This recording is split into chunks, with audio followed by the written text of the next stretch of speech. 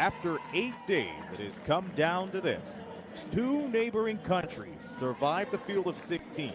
And now, Team Canada faces Team USA for the 2024 FIBA U17 Women's World Cup. A look at some of the results from the last little while, most of them in classification play. And the Spain and France game, Spain heading to the podium after claiming 3rd place in a aggressive defensive game against France. Now we are here for the 1st place game. This is how we got here. We started with the final 8. Then it was cut down to 4 for the semifinals yesterday. And now we have 2 North American countries going at it. Aaron Sings alongside Justin Taylor, and we appreciate the pleasure of your company. Thank you for tuning in wherever you may be. Now, Justin, when people say USA versus Canada, you see that it's a rivalry either in football or hockey, but this time it's in basketball. But it was this close for this matchup not coming around because both of these teams had to overcome huge deficits in order to get where they are today. And the biggest shocker, and the attention we're going to turn to first, is Team USA, who is pretty close of playing for the 3rd place game, but they were able to pull through against France. How close was that game? Because you had the call on that, and it got close in the second half. It was close for the tail end of the game. United States, they trailed majority of that game. In fact, they only got their lead right in the 4th quarter. They tied it up just before 4th quarter started, and going against France, the French team were not letting up very easily at all. The United States, they only led for 9 minutes, 38 seconds, while France, they kept that lead for 28 consecutive minutes. There was a key factor as to why Team USA was able to prevail. We'll get to that after the anthem, but quickly we'll talk about Canada, their very first appearance in a 1st place game. They have won a medal before, but you have to go all the way back to 2012 where they secured 3rd place, a bronze finish at the podium. They were able to take care of business against one of the favorites in the U17 World Cup, and that was Spain.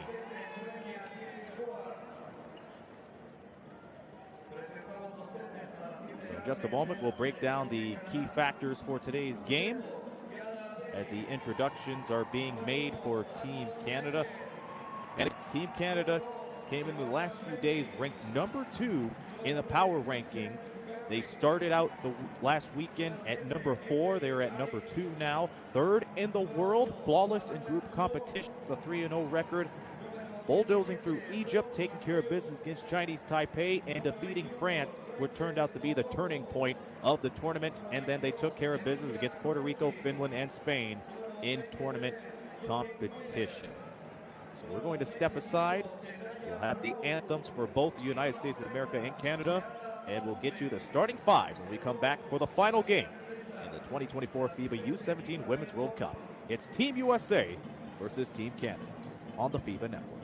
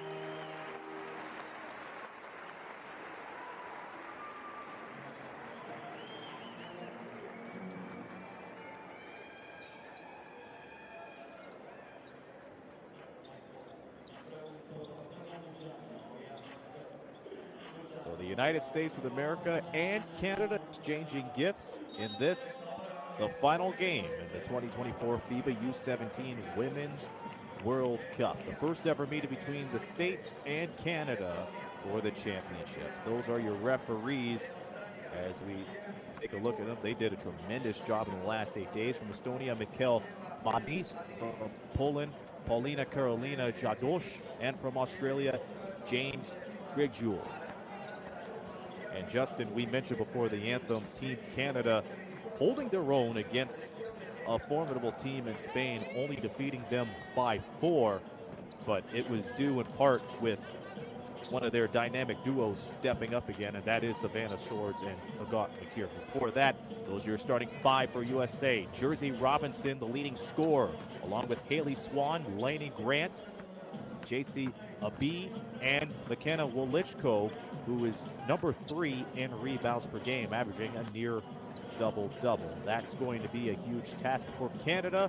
And here's the starting 5 for their neighbors north of the border. Agat McKeer, third best scorer, along with Savannah Swords, ranking number 6.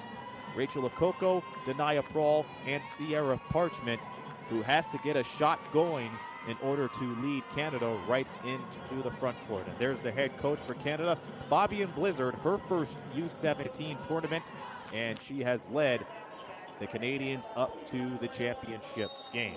Now, like I said, Justin, it was a close game between Canada and Spain. They were able to persevere, but I think one of the main things to consider when it comes to going up against Team USA, you have to limit their scoring because they average 103 points per game. You definitely do have to limit their scoring. They have made it to triple digits in scoring numerous times in this World Cup. You have to slow them down. But one of the things that is on the side for Canada, they have so many threats available. You don't know which player is actually going to be their hot hand. You can get an idea, especially from Agat McKeer, as well as Joanna Fami and Savannah Swords. But you definitely do not know which one will truly be the one to watch for this matchup. Still, got to put your best foot forward defensively, let it lead to offense. That was one of the keys that we heard by Coach Blizzard in the middle of the game.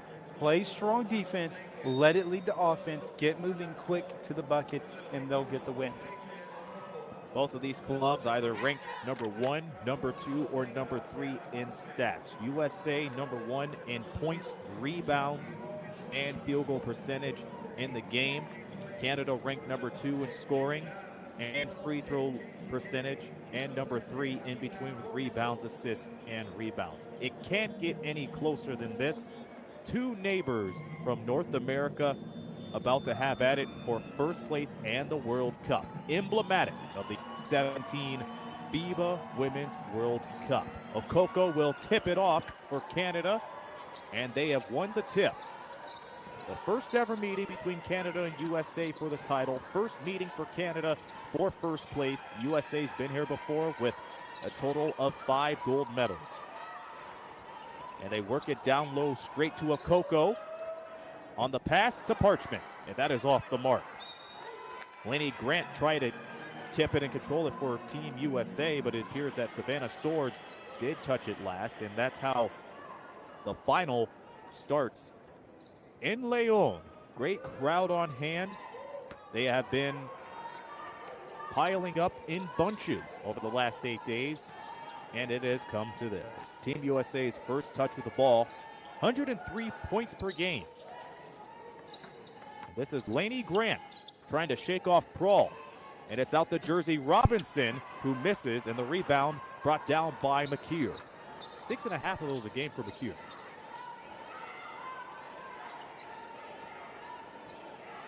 "19 points per game, scored 28 points against Egypt in the group opener back on the 13th. Trying to go underneath to Okoko, but that sails out of bounds. We have played a minute in the first quarter, and we see both teams, Justin, really buckling down underneath the basket. Yeah, they're going to defend that basket as well as they can. There was a close play by Okoko trying to save the ball, keep it in bounds, but United States with the ball now. And they're going to continue to try to defend this interior. Both teams, they don't really fire off on the cylinders from beyond the arc. Jersey Robinson an exception, and there's the perfect example. She's 1 for 2 now from beyond the arc. Before we get back into this, I wanted to do a quick shout out from the chat, as I noticed Car Wash Channel, interesting name, but they have donated 2 separate times, $1.99, a $2 donation with a super chat, and it's a great benefit for you to help support the FIBA broadcast channel here on YouTube. You can also have a chance of winning a official Molten basketball. Well, be sure to participate on that, and we welcome those who have subscribed to the premium membership. On the other end, Rachel Okoko with the 2. 3 ball off the mark for Jersey Robinson. Back ahead, second chance for Grant, no good. And back comes Agat McKeer and Team Canada. Okoko underneath, and Canada has the lead. The 3 to score, or should I say Rachel Okoko 4, USA 3. Here's Grant. Too strong as it pinballs off behind the backboard. Special welcome to those who are tuning in. We have a viewer tuning in from Pyeongchang, North Korea. Olawa Jabber tuning in. We also have fellow Canadians from the West Coast in British Columbia. Those tuning in from the Philippines, Georgia, New Jersey, and Poland. Glad to have you aboard. Canada making changes as Agat McKeer checks out. 7:31 to go. Jordan Wheeler checks in McKeer's place, and Jordan Palmer checking in for Grant. So Jordan versus Jordan on those subs. Wheeler almost lost control, saved it from a backcourt violation. Swords trying to slash from the right side. She's in trouble. Goes for a overhead pass. Rita shoot. Here's Prawl. Too strong off the key. Early stages. The final game. USA, Canada. Nice dribble off the screen. Jersey Robinson unable to get it. Second chance put in by Jordan Palmer. The Oxford, Pennsylvania native gets her first 2 points. Yeah, great to see that. Right now, we are seeing a little bit of a back and forth right from the start, as Canada did have the lead for a moment. A 3 attempt splashes away for Canada. And this is what you want to see in a finals. 2 teams going at it back and forth. And Denaya Prawl, a player that averages around 12 points per game, makes it 7-5 Canada. They have the possession again, 6:21 left in the first quarter. So smart ball and shot choices from both of these teams right now. Canada shooting 50, USA shooting under 30%. But if they're able to move the ball around more around the perimeter, like you said, then USA will be up and running. It's a rarity to see Team USA down, but listen, it's an early game. And we've seen them bounce back yesterday against France. Quick shout out to Valley Sequence, who has signed up for the rookie level of the FIBA YouTube membership program. They'll enjoy benefits including a member-only Discord. You can check it out by looking at the join button. Click that and it'll show the different tiers available starting at 99 cents a month. There are also other benefits available. One of our favorites is the opportunity to ask FIBA experts questions. One of my favorites, that's for sure. We have a tie-up, and it will go by way of the possession arrow. We also have more Canadian viewers tuning in. We have some from Sudbury cheering on for Savannah Swords.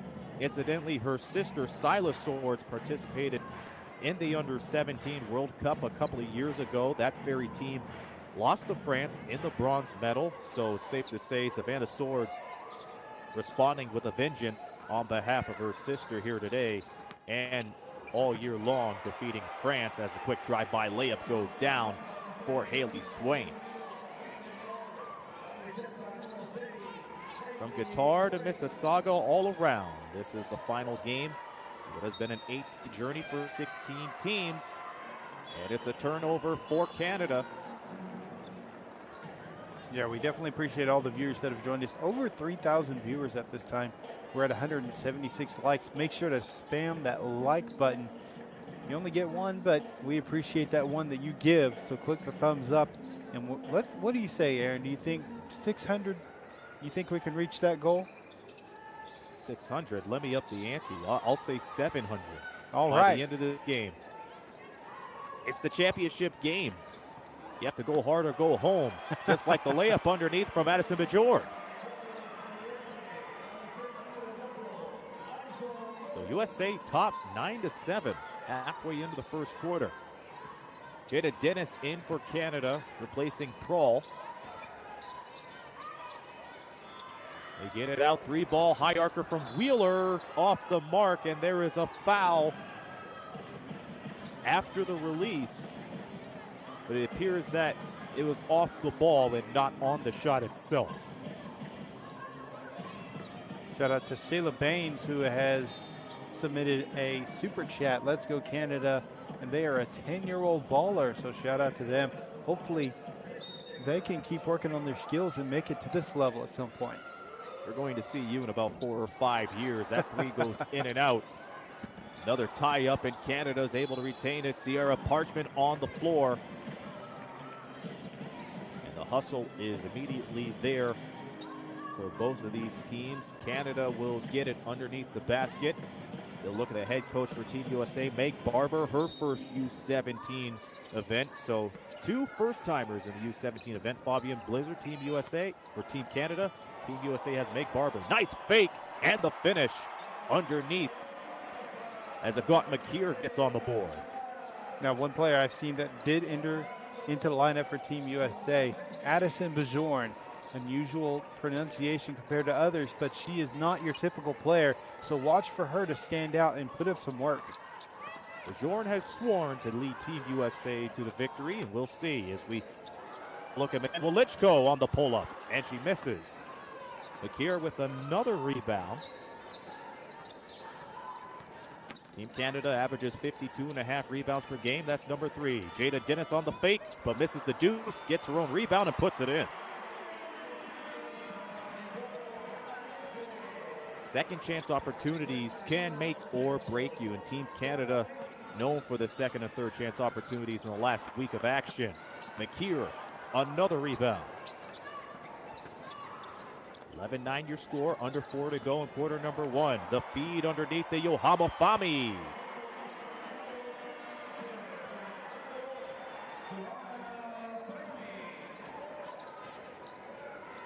Speed is everything for Team Canada as they work the ball around.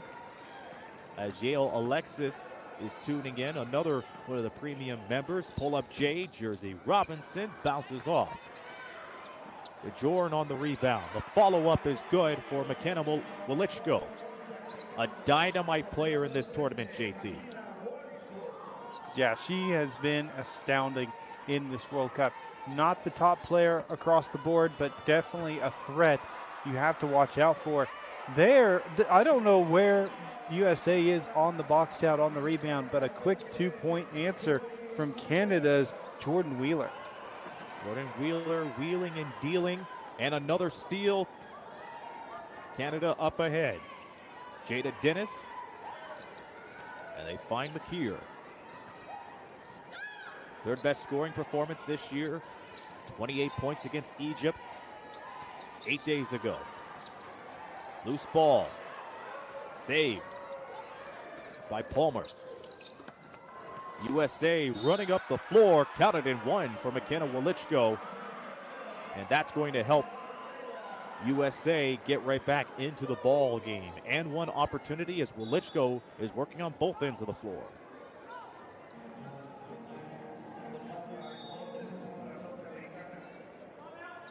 Here's an interesting stat for you. Matter of fact, we will take a timeout before we get to that stat. But this is a close final. Canada leading 15-13 against the United States of America. 2:22 to go. Let's have a look at the bench for Team USA.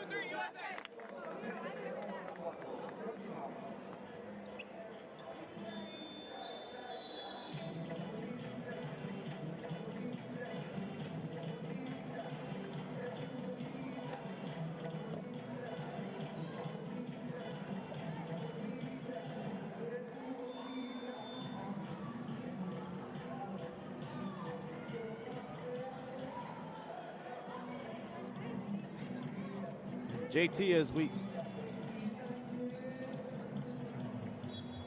as we get back into the action and McKenna Wolichko heads to the line, here's an interesting stat with USA's comeback win against France yesterday. Jersey Robinson and McKenna Wolichko combined scored 32 of USA's 54 points in the second half. So it goes to show that 1-2 punch is something Team Canada has to look after as Wolichko hits the and one. Yeah, I definitely agree that they have to watch out for these players. It's going to be fast and furious from them when they get their momentum. It could be early, it could be late. At any time, you have to slow them down once you see something going on. Now, whenever United States was in the bench, Coach Barber was telling them, you've got to be ready. You've got to be constantly moving. And you're on a string. You're all rotating. You can't let anything be open. And they did just that, too, and that's how they were able to get the rebound courtesy of Haley Swain. Up the floor, Robinson denied by Prohl. Second chance, up and down. Addison Bajorn. Matter of fact, they gave it to Grant. Granted, 16-15, USA. Layup missed, under 2 to go.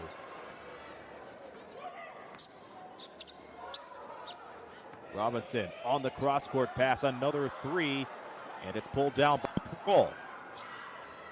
Missed opportunity. You can't miss on those opportunities where it's 5-on-4. There was a Canadian player on the floor, had to rush back. That's why Grant was able to get open for the three, but she missed the shot. Come for Aya Paul. Fun fact for Team Canada, they ended up in second place in last year's U16 Women's America Championship. They lost to, get this, USA 79-59 in the first place game as the first free throw doesn't go for Prohl. And 8 players are from that very championship game. That includes Swords, Parchment, Prohl, Wheeler, and company. So this could be a game of redemption for Canada if they're able to pull through. Both free throws no good. As Jersey Robinson tried to bulldoze her way right to the basket. Quick shout out, Yael Alexis. We missed the shout out on this. Entered into the starter level of the FIBA YouTube membership program. Shout out to them as they'll take advantage of numerous benefits. You're making history. That's definitely for sure. Jersey Robinson can't put it down. McKeer on another board. That is her 5th of the game, but she has yet to put herself in the score sheet. Out the Swords. Swords fakes right, trying to go left. 10 on the shot clock. 51 to go in the first. Kroll trying to breeze by Palmer. Too high of a shot. And Palmer up the floor. Back to Robinson. Fakes. Passes. A little bit of a redirect, but nonetheless, Haley Swain got the ball and turns it over. Agat McKeer, she is all alone for Team Canada and finishes it. A mistake that was made on that last play. 2 players sitting in the corner for Team USA. You have to space out, but also Robinson needs to recognize the opening that's in the corner for 3. She waited too long, and the defense was able to get back and stop it. It is a tight game. Shot clock, game clock identical. Here's Jersey Robinson for 3. Off the top, one more shot. Layup off the mark for Palmer.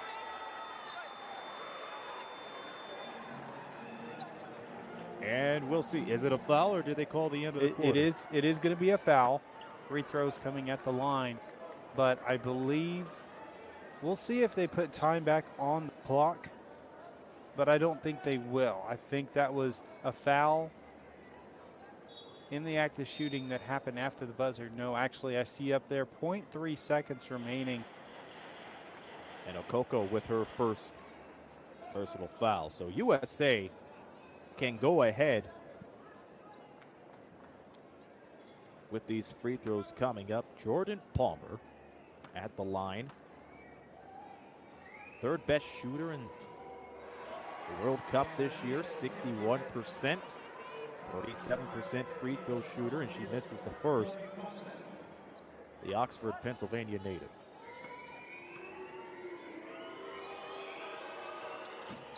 That free throw is missed, and that ends the first quarter. Canada holding their breath as they were able to close out the first quarter with a 17-16 lead over Team USA. This is the final game of the 2024 FIBA U17 Women's World Cup. We'll have the second quarter in just a few moments, but right now, take a look at some stats and some highlights from the first 10 minutes.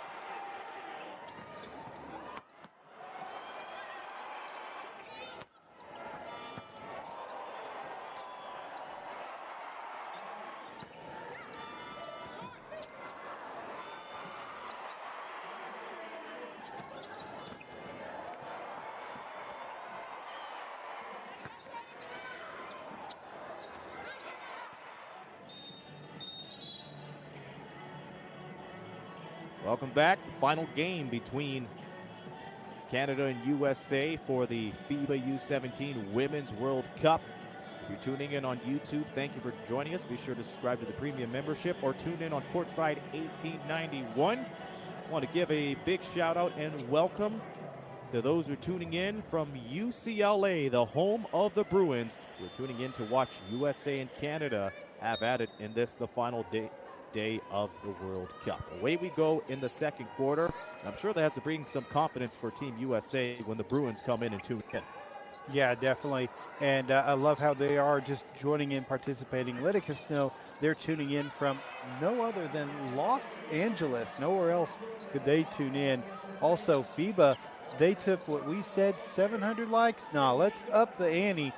1,000 is the goal. 328 right now at the end of the first quarter, going into the second. Also, Chase, shout out, says, let's go USA. they're entered into the drawing for a Molten basketball. And good luck to you as Canada's up the floor. McKeer, nice fake from Parchment. And she kisses it off the glass but can't finish. Sierra Parchment has had a rough World Cup in terms of scoring, but she's been helping out off the ball. Here's Welichko, surrounded by Fami. And will stay with USA. A minute has gone by in the second quarter. Look at the stats. Canada shooting 40%. Team USA shooting 38%. So these two teams pretty close in shooting. Swain, Palmer, Grant, Abi, and Welichko into the game. Set shot three off the mark. Rebound by Fami. Nearly swallowed up by the double team, but she's able to break out of there. Pass intended for Swords, broken up. And a fast break leads to an easy deuce and a three-point lead for USA. Haley Swain sways in for two. It's fast and furious now for USA. And Canada's going to have to take good care of the ball. There's a jump. No, a foul is going to be called, but they got to take care of the ball. They have to be smart with their shots. They need to make sure any shot that they're going to take does fall in, and they're ready for the box out if they need to for an offensive rebound. As Palmer picks up her second foul, mind you, this is a Team USA squad that ended up with a total of 30 steals in one game. They're ready to use their hands and break to the other end of the floor. Parchment has that taken away. Back comes Team USA on the run. Lainey Grant for two. It is a 5-point USA lead.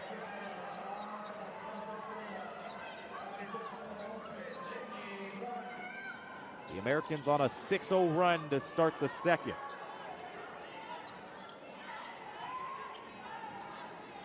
Swords moving off the ball. Now she gets it from Prawl. Swords in and out. And Palmer picks it up. Palmer finding Grant. Yes or not. It's the angle. It's the angle of the camera, and I completely understand. So we have this going on, and I love this event overall. No matter where you are standing in this World Cup, from the 16th team all the way to these top two teams, it's a great opportunity for players to not only show their skills, but also develop them as well. Perfect example, we have, like we said, UCLA Athletics. They've tuned in, they're watching, and hello to all of you there. But this is where you really show off to these teams, especially these colleges, the talent you have. The future is up and running, especially in that department. Canada takes a timeout. They are stuck by 5, and that is thanks to a 6-0 run from Team USA to start the second.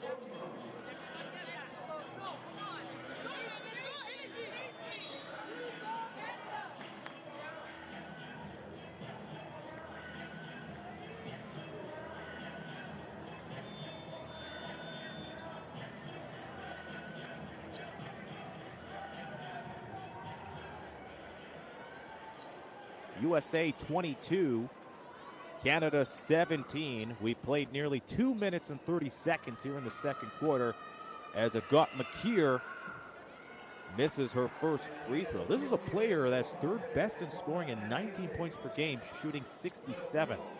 She only has 2 points boards, and you have to imagine that Canada will rely on her on defense to pile up on the boards and try to get something going in the fast break, because they have been ice cold to start the second quarter, JT. Yeah, right now, Canada, they got off to a good start, but United States started playing their fast and furious basketball, strong defense, getting steals, making mistakes happen on Canada's side, doing a great job of that. So right now, 22-18. Shot off the mark. McKeer with her 6th board. Wheeler on the spin. Outside shot, short. And Aubie picks up a rebound. One of the many players that played in the Americas Championship in which USA won it all against this very Canadian team.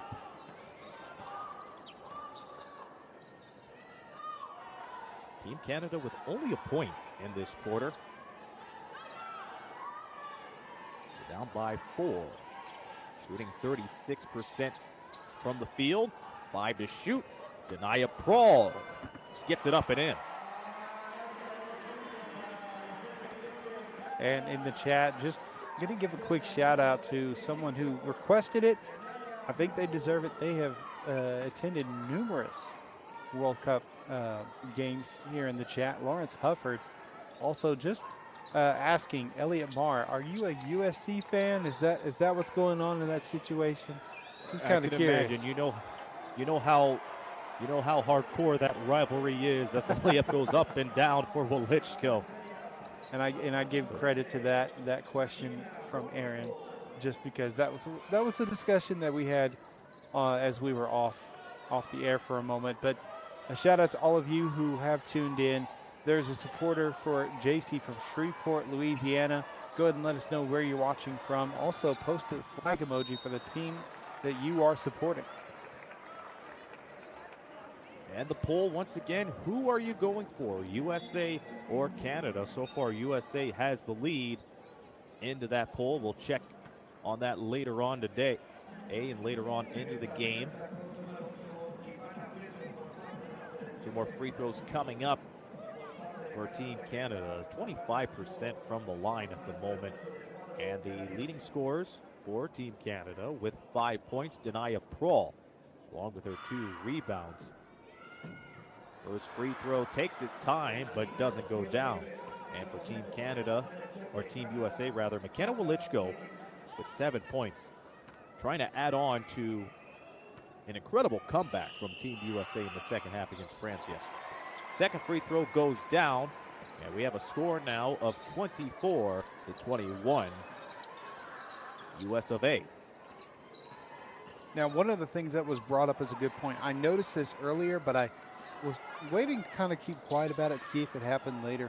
Chris A. mentioned USA has not been using their full court press, especially their full court trap. It's a little bit of a difference in this game. How about the give and go? Jordan Wheeler wheeling and dealing for 2. And Canada making it a 1-possession game once again. Halfway into the second quarter, Team USA shooting 36.6% from the field. Underneath and down is Emily Skinner, the Providence, Utah native, on the board. A lot of people tuning into this game, over 4,000. The final game of the World Cup. First place on the line, USA and Canada. Parchment underneath, no good. Aubie on the board. No looker underneath. Beautiful play as Addison Bajorn on the other end of it. And as FIBA mentioned in the chat, I'm Justin Taylor. On the play-by-play assignment right now is Aaron Sanders. We appreciate you joining us as we see a big 3 by Swords cutting into this lead. But you can ask us any question you like, and we'll try to address it as best as we can. There's definitely going to be a lot of ground to cover between now and the medal ceremonies. Who will win this game? That's another question. Rejection from Swords, but the follow-up is good for Bajorn. That is her second field goal in a row. 30-26.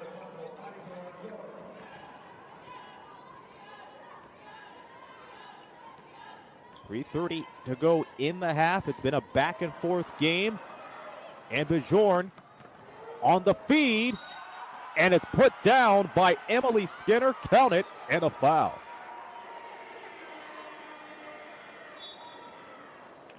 So Team USA picking up the pace in the fast break game, JP, and they are up by 6.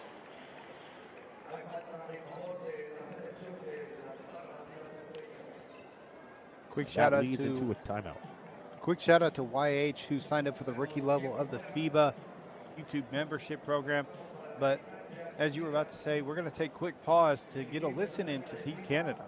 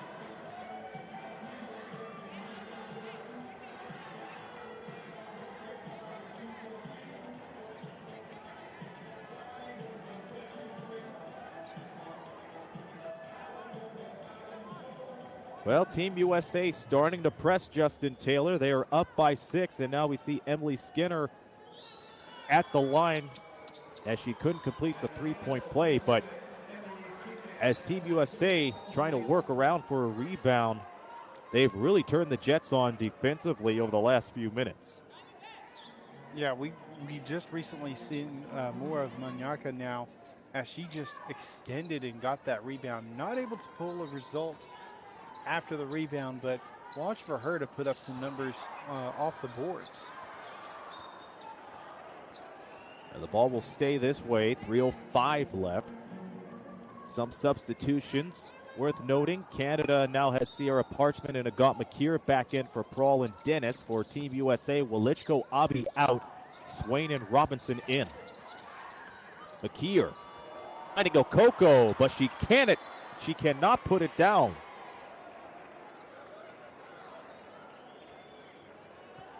Again, all these good looks for the Canadians, but they haven't been able to finish strong. And it will not be a shooting foul. Back to McKeer. That was Jersey Robinson on the foul. Double team, broken up. Wheeler, high arcing shot, can't get the rainbow.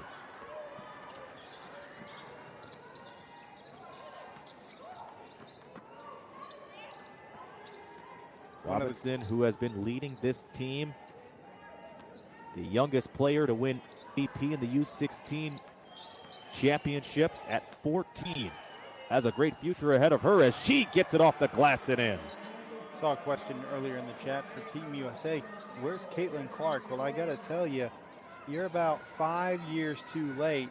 Caitlin Clark, too old to be competing in this World Cup, as it's for under 17.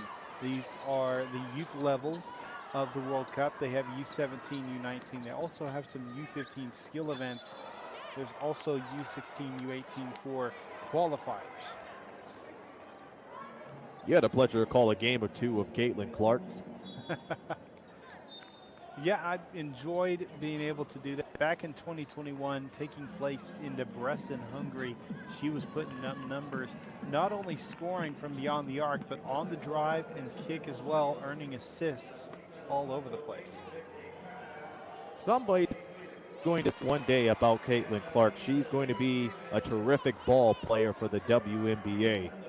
I hope that's the case. But she's doing well in the WNBA nonetheless. That goes to show how great the talent is when it comes to these FIBA tournaments. Free throw was missed by Bjorn with 1:59 to go. The largest lead in the game belongs to Team USA. So the second foul on Bjorn. A little too much forearm as she was trying to battle with Amelia Kristevsky. So USA over the limit. One thing that I love that's available for the fans online, there's a link posted by FIBA in the chat. You can go and vote for your fan MVP. And when I say fan voted MVP, you, the fans, can choose who your MVP is going to be for this World Cup. and it has been an interesting race, not exactly who you expected.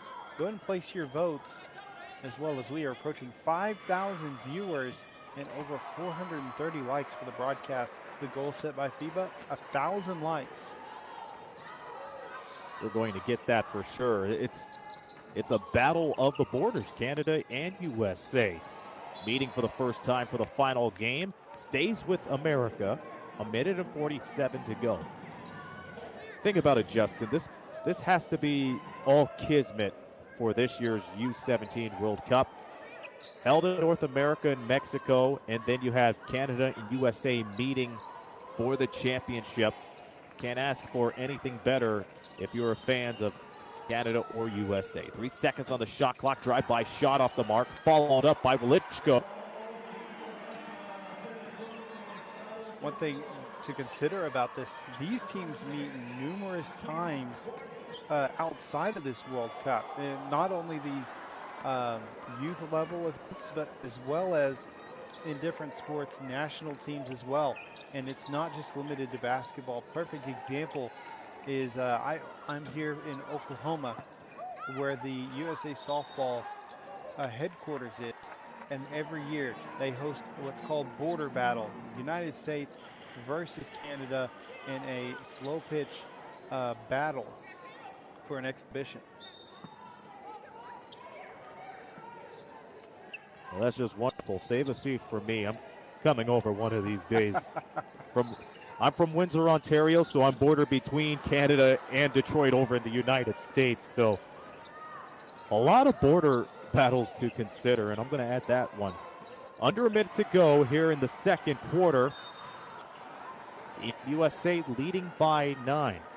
Looking at the journey for Team USA, it is a run of historic proportions, cruising through Australia group play, beating Puerto Rico and Croatia, surviving Egypt, Japan, and France in tournament play. Canada has defeated Egypt, Taipei, and France in group play, won against Puerto Rico, Finland, and Spain. An outstanding run from both of these teams. Wilichko on the fake. McKeer trying to save it. She does as Pearl picks it down. And it's finished off by Swords.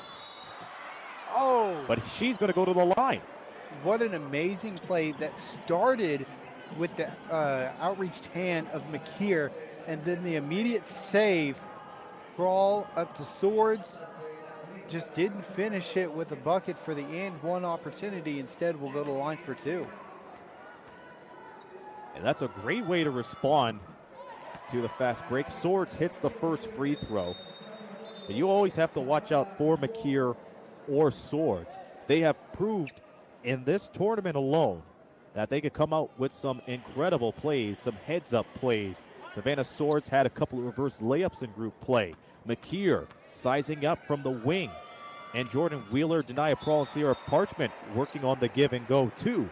Swords goes 2 for 2 of the line to make it 37-30. But again, when it comes to these players, it's going to be hard to decide who's going to end up being the All-Star 5. We'll find out a lot more about that by the end of this game. Shot clock, game clock, a difference of 1 second. Underneath was Kelsey Andrews. Ball slapped out with 6 4/10 to go. Canada looking for one last defensive stop to finish the second quarter strong.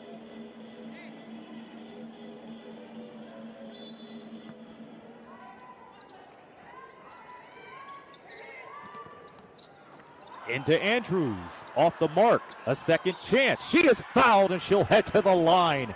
Kelsey Andrews and 1. Great job following up her miss with a second chance opportunity. It was in the hands of a Canadian player, snatched it away and went up for 2 and 1 opportunity with only 2 seconds remaining on the clock. Team USA stuck with underneath the basket. And one goes in and out. Tipped in! Wilichko! making a wish, and it came through at the buzzer. What a fantastic heads-up play from USA in the last two plays. That is fantastic basketball. What great focus, able to see that it's coming out, gets up there, gets the tap in. There was only so much time to get a bucket in, and now what was a 7-point lead, now 11-point lead for the United States to close out the first half. A +8 in rebounds too, 30-22. That includes the offensive rebound from Wilichko in the tip in. And now we look at the leading scorers. Wilichko now with 11. Denaya Prawl for Canada with 5 along with Savannah Swords. 20 minutes in the books, 20 more minutes of action. We will find out who will win the 2024 FIBA U17 Women's World Cup. Along with Justin Taylor, this is Aaron Sanders. We'll have some highlights from the second quarter, and we'll step aside for halftime. Again at halftime, Team USA 41, Canada 30.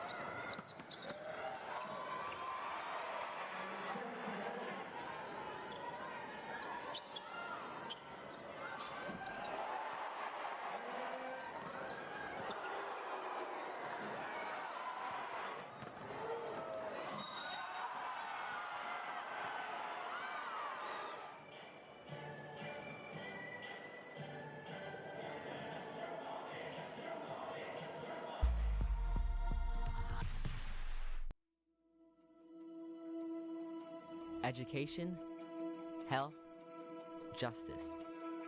We sometimes take these simple things for granted. They're not common for all of us. We are all born on the same planet, but not with the same opportunities. Whatever our gender, color, belief, or capability, we are one. We are all on the same team. Let's convince those who never thought they'd do it that they can. We can. Together, we are stronger.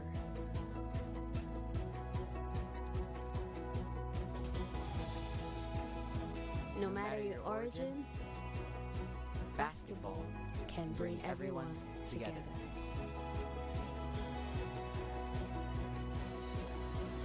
Basketball for good.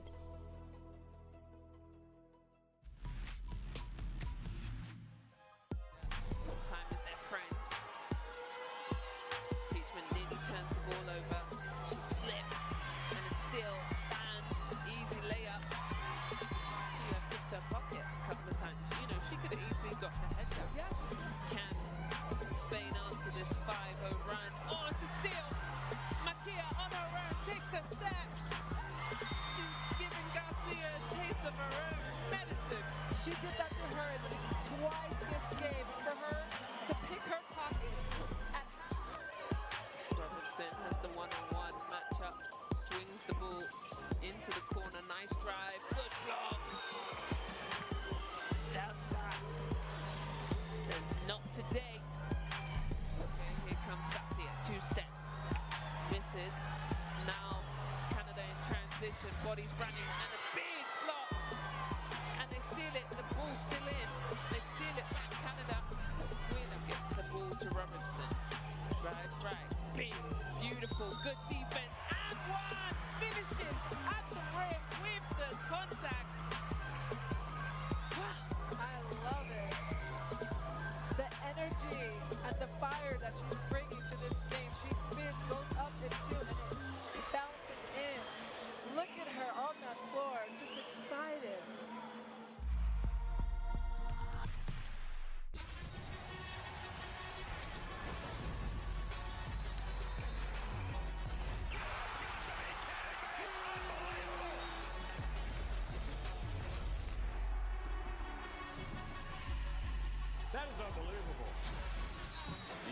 guys will be legends in their own country, but also in the international basketball world forever.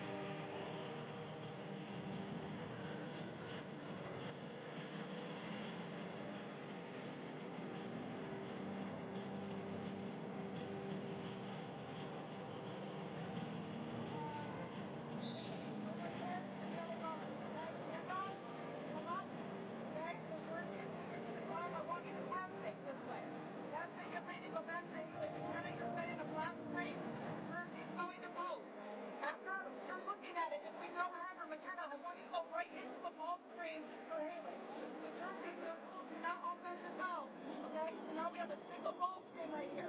Roll rise. So McKenna's going to go. Jersey, you're coming back. I want you to change ball.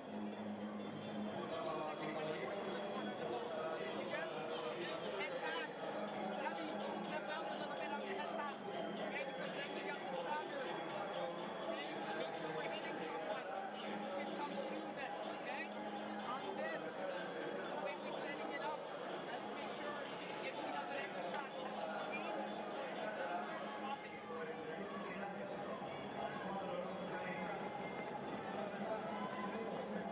Courtside 1891 is the app to get for all the stream schedule scores and much, much more with international play. Check it out. Scan the QR code or download it from your app store. I'm Justin Taylor, along with me, Aaron Sanders, and I'll bring you the rest of the way for the play-by-play as it has been a competitive game. United States finally stepped on the gas, got the separation. What a very competitive and interesting finish to the end of that second quarter as 4 points were scored quickly within a matter of seconds for the United States. Aaron, it's going to take some work for Canada to really get back in this game. And they're going to have to stop McKenna Wolichko, who was on the receiving end of those quick 4 points at the end of first half, JT. They have to find some way to shut her down and limit her mobility around the paint. Jumper from Akir. Akir is really skilled with those faders. She can shoot them from almost anywhere. That's why you have to watch out for her. Blocked from behind, and now some momentum for Canada. Diverting real quick to our chat. Thank you for joining us for this broadcast. Over 4,200 viewers. We are at 515 likes. You know what? Count it down with me. Click that like button in 5, 4, 3, 2, 1. Let's see it jump up right now as we have a ball out of bounds and a player for Canada slow to get up. And yes, it's Sierra Parchment, who was on the ground for a little bit. Again, she's had a rough time scoring the last 8 days, but she's not afraid to get down and hustle for the boards.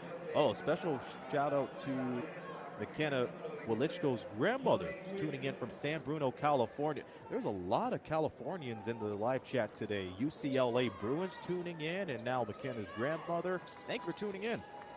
Plenty of family tunes into these games, and we love to see it, all the support.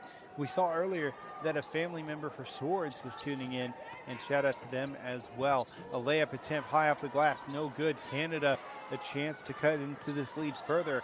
They are down 9. We're going to have to see where they can make up in this play, but right now, McKeer, that's the player bridging the gap for Canada as they have cut this lead from 11 down to 7. This is a player that could surge in buckets. Nice block from Swords. 2 blocks in the past 3 plays. Strong defense by the Canadians. Crawl, drives, looking for space, high off the glass, and another layup. 2 by McKeer, and then Prawl stepping up. They are scoring back to back to back, and they're going to keep rolling as they try to get a steal, but McKeer knocks it out of bounds instead. What an opportunity that would have been on the fast break. It would have been a 3-point game, more than likely, if she had gotten that steal. But what about the level of difficulty on the layup from Denaya Prawl? She knows if she goes wide, she has enough space. But the fact that she was able to finish it off wide with her left hand, as Canada will get another break at it, it goes to show she will get to the lane no matter what. Turnover from Palmer. Inbounded. A full half-court press by United States. And as I said earlier, we have not seen their usual full-court trap defense in this matchup. Not exactly sure why they haven't gone to it. Maybe they've seen some flaws in it from yesterday, which is maybe the reasoning of why they were behind early in that game. Don't know. We'll see if we see it later on, but right now, 36-41. McKeer directing traffic. Swords. Hands off to McKeer. Deep 3 attempted. Rattles around a bit. No good. And it looks like Palmer was trying to keep Wheeler from grabbing the board. Did a great job a bit of a box out of sorts.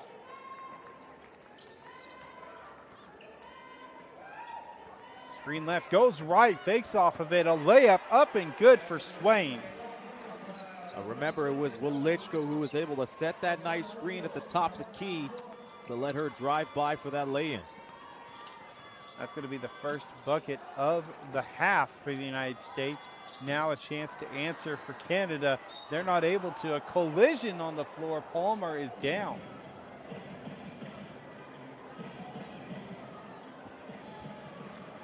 Watch this replay. Oh, strike to the Savannah face. Swords just using her body. That's the problem when you jump up for the rebound. When you use that momentum, 9 times out of 10, they're going to call a foul on you because you were able to shift and you were able to have that kind of position. USA with the ball. Yeah, great call by the official, making sure that it was just a personal foul as there was no ill intent behind it. 3 attempt for United States off the mark. McKeer with a rebound. McKeer now with 8 rebounds in the game. She has to get into the points department very soon. Usually she would spot up from the corner, but she hasn't had a lot of open looks.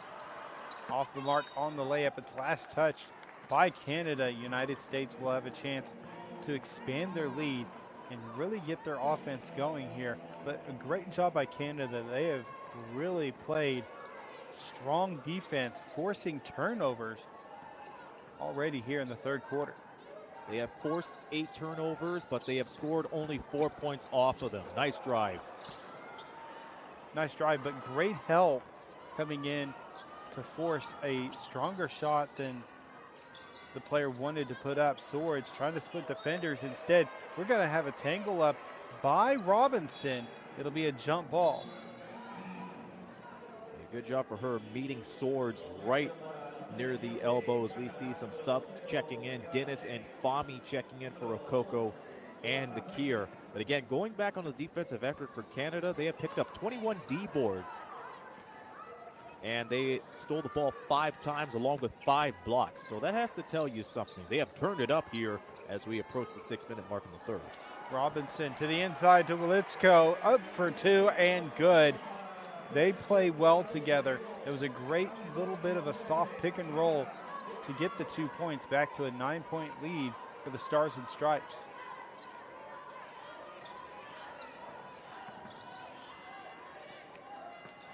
To the inside, tries to go for the layup. A foul will be called. Waiting to see if this is on the floor or in the act of shooting.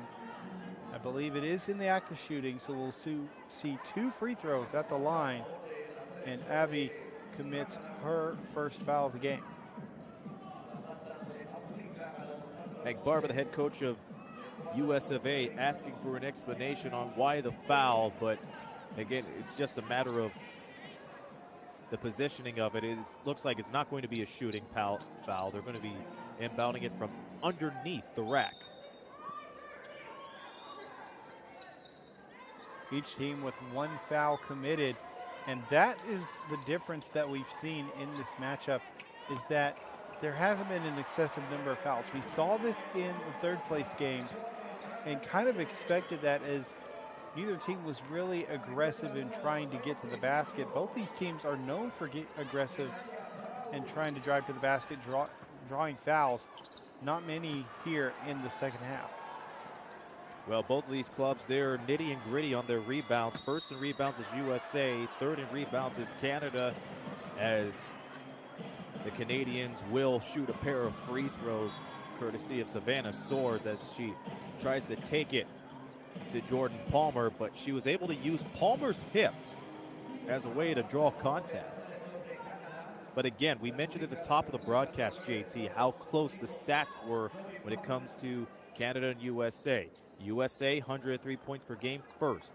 Canada right underneath them at 86 per game. But the big factor would be the rebounds and the assists. USA 63 boards a game. Canada third with 52.5. Assist game, it's a difference of about 2.5. Canada 18.5 and USA 20.7. Those are some stats to consider, and they have done an exceptional job in those stat departments as Swords goes 2 for 2. Great job going 2 for 2. Now for Palmer, she has committed her 3rd personal foul. Because of that, she has gone to the bench. She'll take a break. Don't want to get that 4th one here in the 3rd quarter. You may need her, and her really aggressive play that works well defensively. Unfortunately, because of that aggressive play, she does end up in foul trouble. Hands off. Swain driving to the bucket, up for 2, no good. A foul is called. She'll go to the line for 2 free throws committed by Parchment. It's one thing to meet America at the basket, but it's another to see how you can position your body.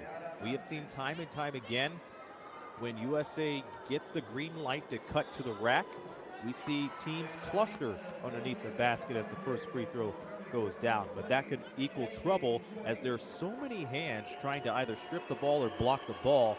You just don't know where that's going to favor. But in this case, it's favored in the hands of America. They are up by 7. Hillary Swain with 8 points now as we're at the halfway mark of the 3rd. Foul is called on the floor. And that's going to be a foul by United States. Abby with her 2nd foul already. She just committed a foul just moments ago. Still not in foul trouble. It'll be a side inbound. 5:04 remaining in the 3rd quarter. One thing that I mentioned that I love about this World Cup is the ability for both teams, all these players really in the World Cup, they work on their skills, they showcase their skills, and the best representation of that is the gold trophy that they are working towards in this matchup. And that's right. It's emblematic of the championship and the World Cup, and on top of that, some features to the World Cup itself, like the diamonds, for example. The players are the diamonds in the rough, and the raw talents chiseled away by the competitions and slowly transforming them into world-class athletes, as we see from both teams here tonight. And I like that diamond in the rough kind of description for the World Cup too, because we're going to see the future of international basketball today, marching into tomorrow, and who knows, we could either see them in the WNBA or the NBL 1 all around the world. So we're getting a sneak preview of what is to come in the next few years. 42-47. Robinson at the line.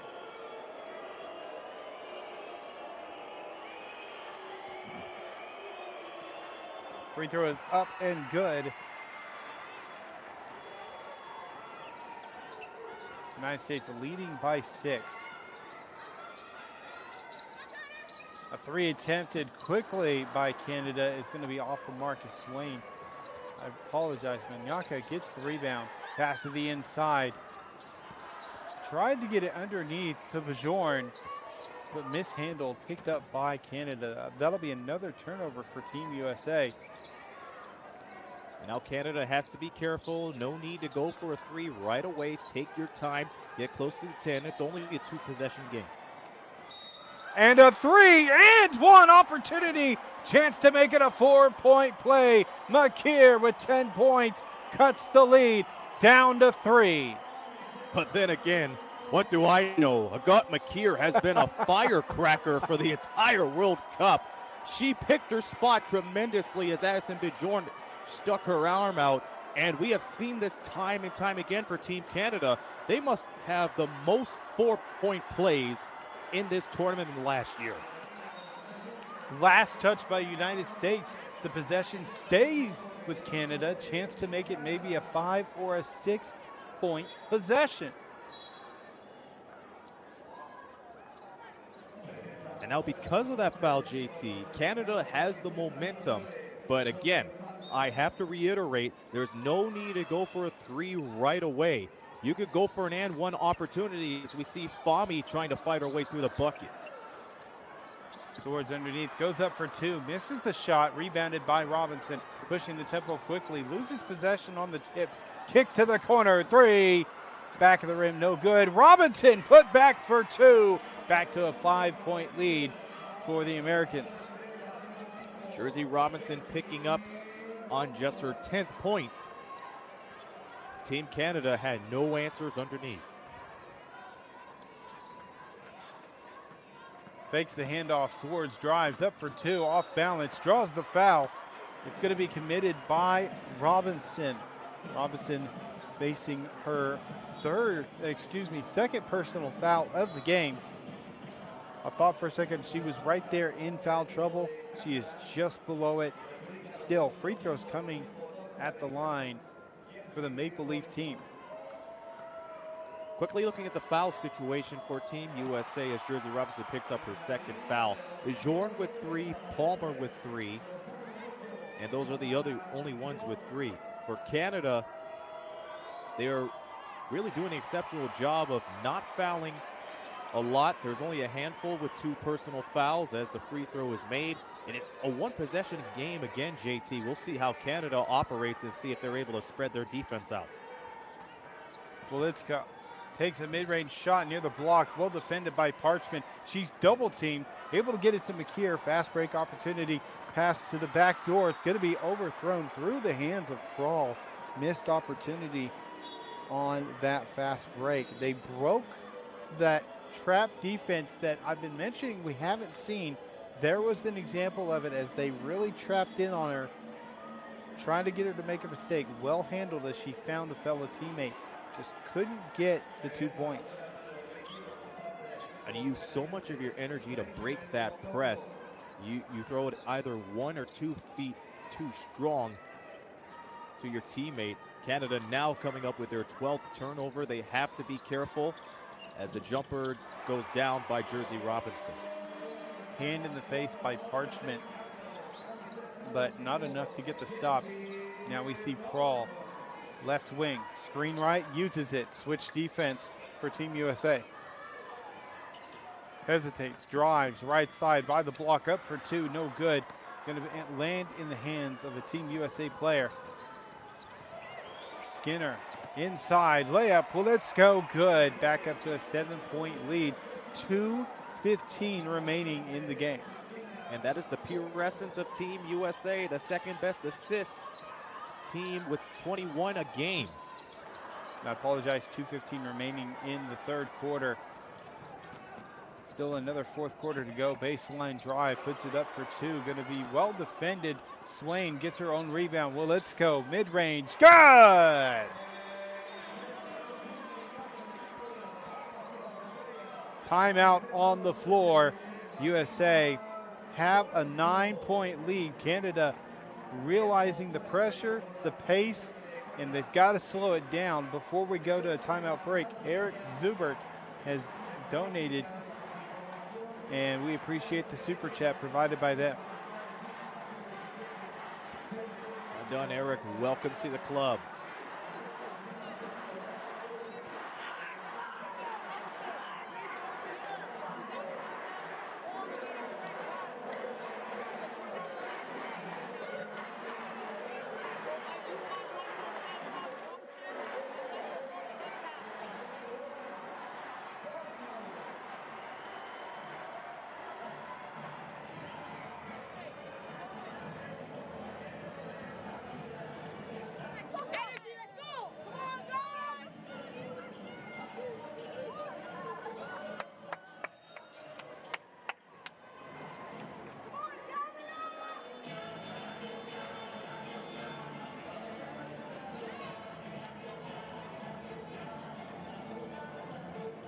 As we return to action, 56-47, 9-point lead for the United States.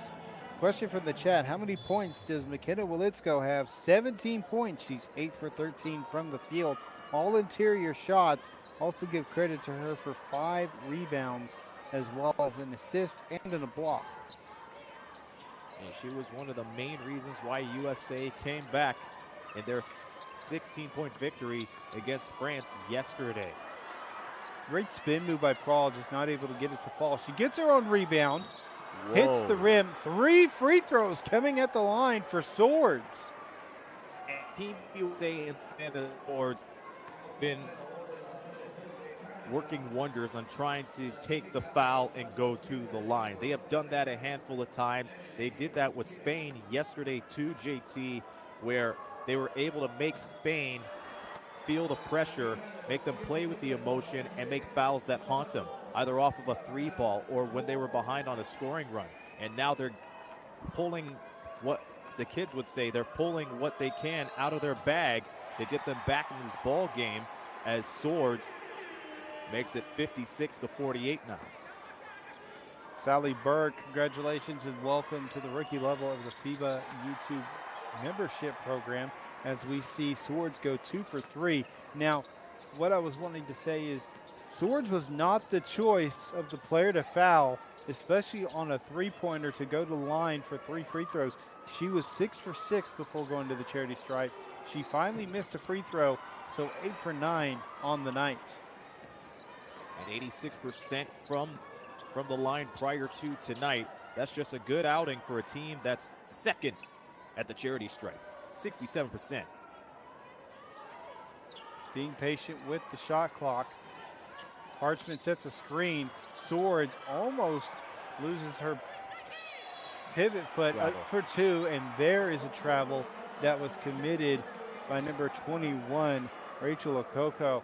Unfortunate situation there, but as we see, she did lose her footing on the interior. A rare sin from USA, especially from Okoko, because she's usually known for getting the ball and putting it right in, instead of just trying to recover from a broken play, spin around and go for an easy layup. But that was just a bad play for her, and now Canada continuing to play catch-up as they're down by 7. And I think there are plenty of Canadian supporters in the stands at this point. Just barely gets the ball across before an 8-second violation. Grant to the inside, tipped away, still loose, fighting for possession. Ball is still not picked up by anybody. Now a jump ball violation, jump ball situation. It'll be in possession of Canada. Now with 30 seconds to go, you could go for a 2-for-1 opportunity here. You see the shot clock full at 24. Even if you miss it, if you're able to box out, you'll get another opportunity. But if I'm Team Canada right now, stick with the perimeter play. Don't go for the 3 just yet. With Savannah Swords out, you really got to make good with Rachel Okoko and Denaya Prawl in there.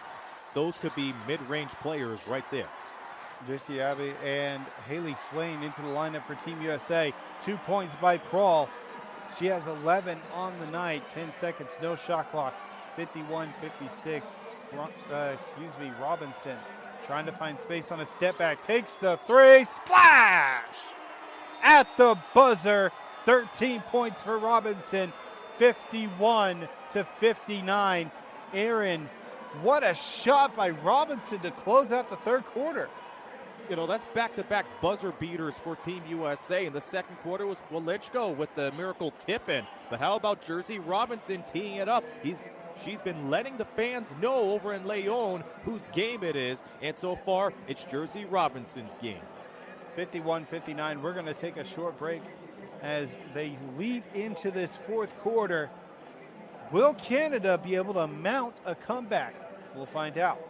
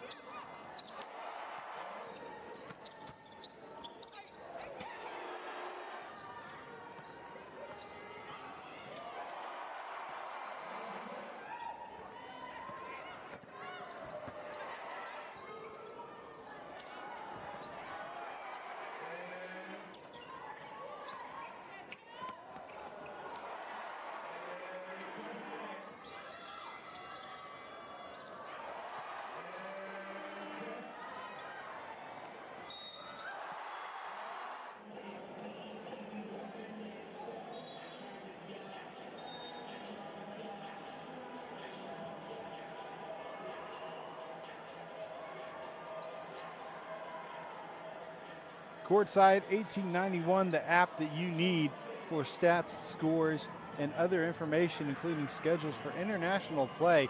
You can get it from your app store. Search for Courtside 1891. Also here for FIBA on the YouTube chat. We appreciate your support. You can try to earn your chance to win an official Molten basketball. Just submit a $2 super chat and y'all have your chance to win. We've seen a few of those pop in, and we appreciate everybody's support.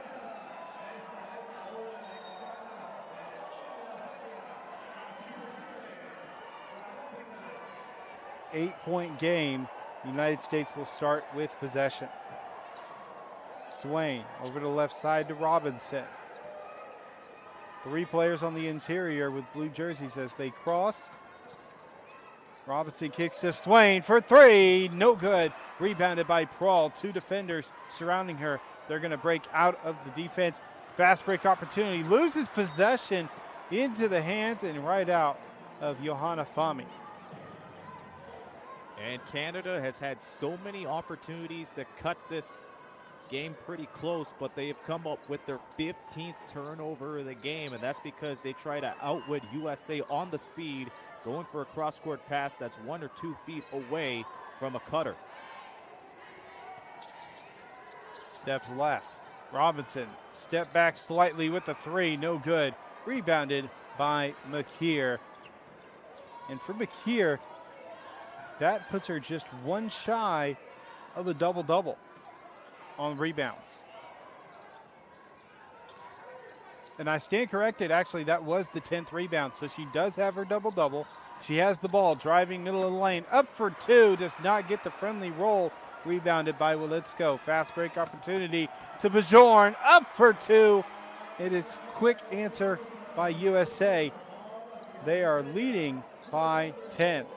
And that's been Bajorn and Team USA's game. They're able to contain their balance and momentum off of those cross-court passes. Canada trying to beat them at their game. We have a foul on the circle.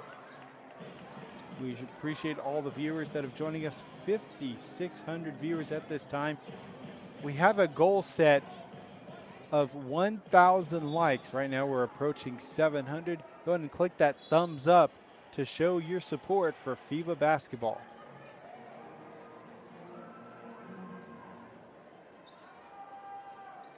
Side inbound for Canada.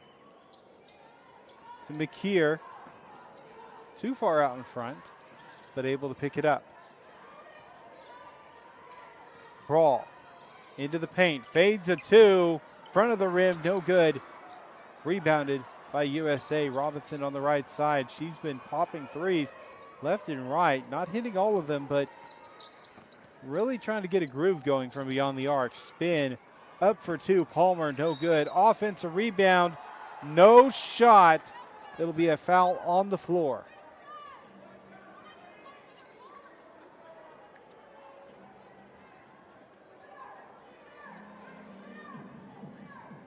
And it's Jordan Wheeler that came up with the foul, trying to battle Abi underneath. And what's interesting, though, we said the fouls could become a factor. USA with 15, Canada with 9. 2 minutes gone by. It's make or break time for Canada. They have to get some shots up. But first, good defense. Oh, a 3 from Robinson. Yeah, you were just hitting on the foul situation. One thing to notate is that there is a player in foul trouble. That's going to be Addison Bajorn with 4 fouls in this game. Currently, she is on the bench. Up for 2, no good on the second chance opportunity. Rebound by United States. My goodness, what a matchup this has been. USA was able to get the lead during the first half, and they've kind of run away with it now a little bit. Nothing that's too far out of reach for Canada to mount a comeback. And it's just a moment of finishing on these good defensive plays that they have. They have not finished on the fast breaks. It is not a good time for Canada at the 10 at the moment. You look at the points of the paint, USA 44. They're able to dominate inside, as has been the case in this entirety U17 World Cup. Canada only connecting on 26 points inside. When you look at the offensive rebounds, now if you multiply that by 2, JT, Canada will be up by 10, but they have blown so many layups, they're hurting themselves here in the final 7-17 as Jersey Robinson makes the second. 15-point lead for the Stars and Stripes. Crawl uses a screen right, looking for space. Gets a slight step back, will pass to Parchment. Inside of the pocket of the wing, no good. She ended up on the floor looking for a foul call, but none was given. Other way, foul called. Free throws coming at the line. Palmer will shoot 2. And while USA continues to slash, Canada's becoming more frustrated in themselves. Their field goal percentage has dropped down to 33%. And again, the rebounds aren't helping them at the moment. They are down by 8 in that department as the first free throw doesn't connect. But think about it. The offensive rebounds too, JT. That's all in Team USA's favor. 21 second chance points. It shows how much grit and determination USA has compared to Canada. Just under 7 minutes remaining. USA has slowly extended their lead little by little, and that's all that they have to do is extend this lead or maintain it. They give Canada a chance to chip away at it. They leave themselves open to lose this match.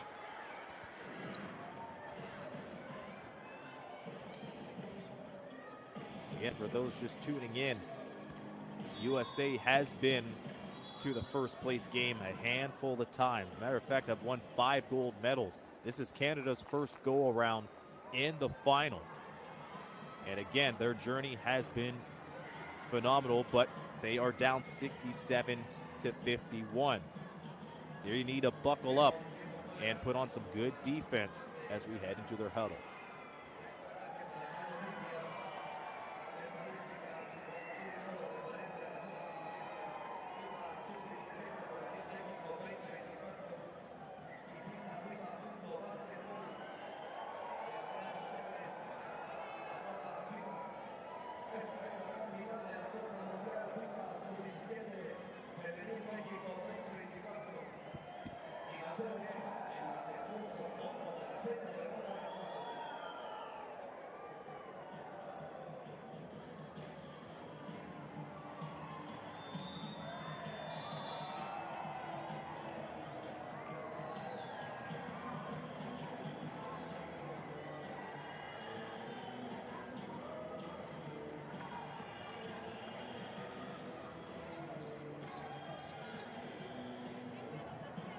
As we come back from the timeout, replays of Jersey Robinson putting up numbers for Team USA.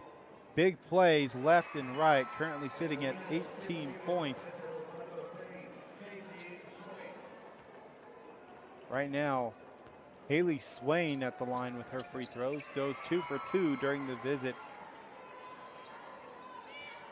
Aaron, it has been a competitive matchup, but it's not showing on the scoreboard. These two teams have really gone at each other. It's been toe-to-toe, and usually I say if you take the stats away, if you don't look at it at the paper, yes, it has been nitty-gritty as Crawl unable to get the layup, but there's a whistle on the play. But you have to look on how far we have come since the end of the second quarter. Looking at this alone,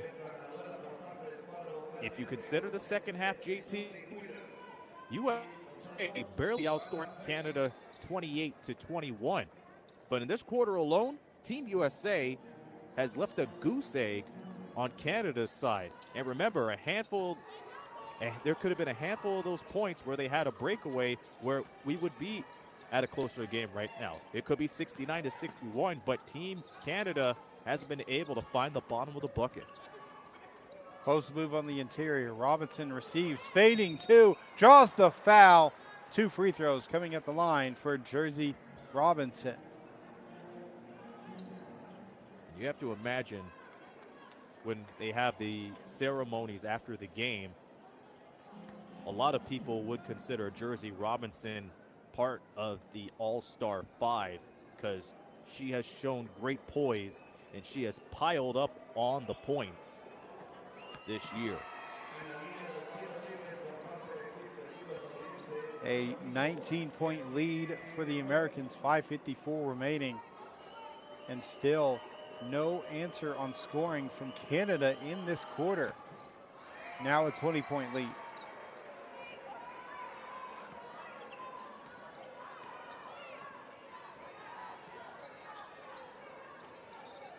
Looking for the opening, looking for their first bucket of the quarter. Swords trying to get it to McKeer, able to. 10 seconds, 8 seconds on the shot clock. Drive, fade, up for two. Does not get the friendly bounce off the rim.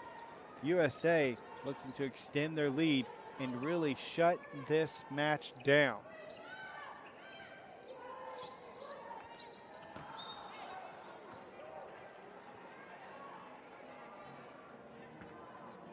High Performance Hoops with an interesting suggestion for commentators, and that fits the bill right here for you and I. Have commentators for each home country. For this, we would love to see that for each host country, but I'm from the United States, you're from Canada. It's a great representation for each of these teams, but love that we're able to call this neutrally. Is we just love the game of basketball. Yeah, we've seen the game of basketball evolve for not only Canada, but for America as well over the last decade or so. There was somebody in the comments saying it's only uphill from here for Canada, their very first appearance in a first-place game. And so far, with 53 points against a USA team, what more can you ask for on the miss? Able to get it off of the miss and up for two. Took multiple attempts, and the interesting situation in that they played through that buzzer knowing that it hit rim, so it was continuation to play. But I wholeheartedly agree, as we circle back, Canada, this is the best that they have done in a FIBA U17 World Cup for women's, and I love that so much. Canada just got their first bucket just moments ago of the quarter, so it's been struggles offensively for them. But they have played very well through this World Cup, getting win after win after win. This will be their first loss handed to them during this iteration of the U17 World Cup. I remember calling the bronze medal game for the U17 World Cup. It was in Hungary 2 years ago, JT, and it was Canada versus France. In Canada, they were very heartbroken after losing to France in the bronze medal game, but they were able to bounce back, beating France in group play, and that was the huge difference for this Canadian team. And mind you, Silas Swords was part of that team, so her younger sister able to get redemption and revenge on the part of the Swords family. What more can you ask for? It's going to be a great future for Canada as Savannah Swords comes down with the rebound. Oh, look out. What a scary situation that is, and a smile on Robinson's face, so she didn't get too banged up on that play. I want to give a quick shout out to all 5,500 plus viewers at this time. And we have over 800 likes for the broadcast, just surpassed it at 803. Would appreciate all of your support as we try to reach the goal set by FIBA. The moderators running the chat, looking to get to 1,000, only need 197 more. We'll take a quick break, and we'll be back with more FIBA action.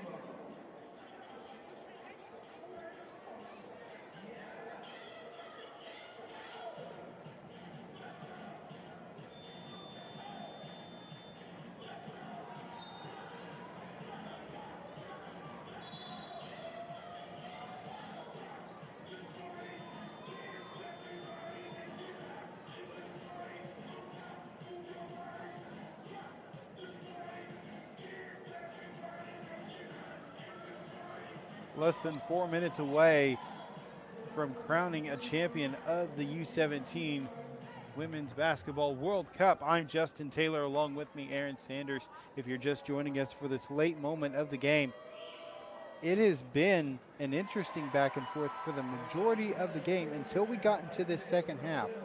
And that's whenever USA really stepped on the gas, turned on the lights, they got things going, got it figured out, and really caused some struggle for Canada, but they had their own struggles as well on fast breaks. Canada just couldn't get it going.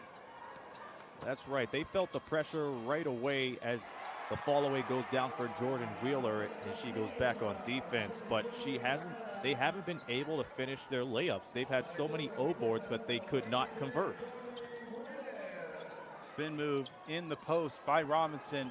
Attempted rebound by Palmer. Going to wait and see what the call is. It'll be a jump ball. Canada will have possession.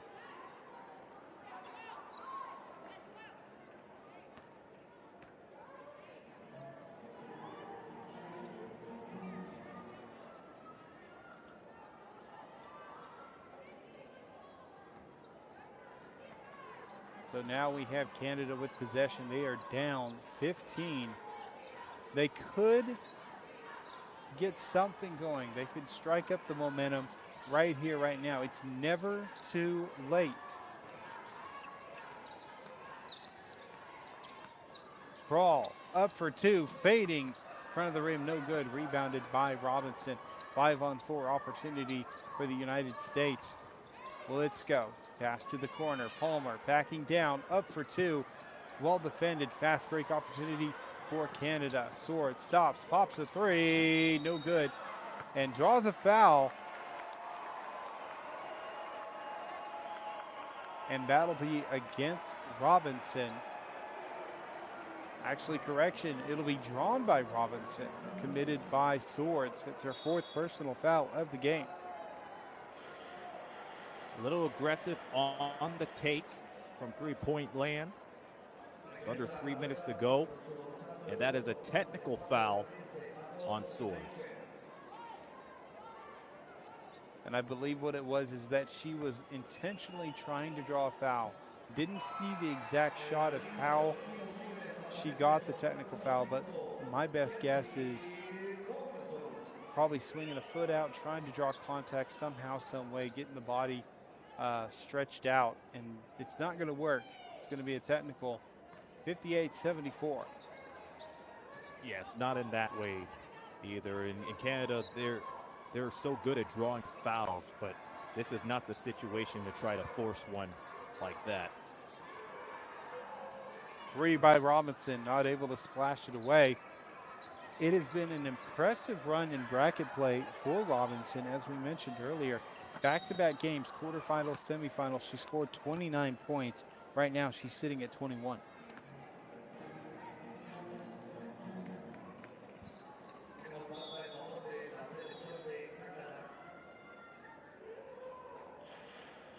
Substitution, Prawl comes into the lineup. Swords, Prawl, and McKee are leading the scoring for Canada, 13, 11, and 10 respectively. Make that 14 for Swords. And Canada has, for the most part, gotten so close with Team USA in this game, but they weren't able to finish on their shots. They're trying to force threes and these kind of opportunities. Let's see if they can finish strong with the final 2:15 to go.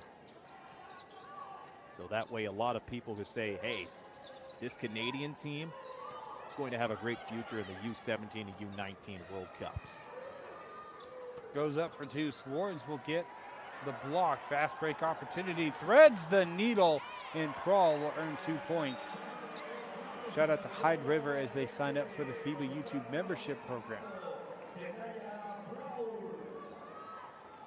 On the board on that, and we've seen something that Canada has been looking for a long time. Just a quick breakaway and a layup to finish as Canada comes up with their 13th point off of a turnover.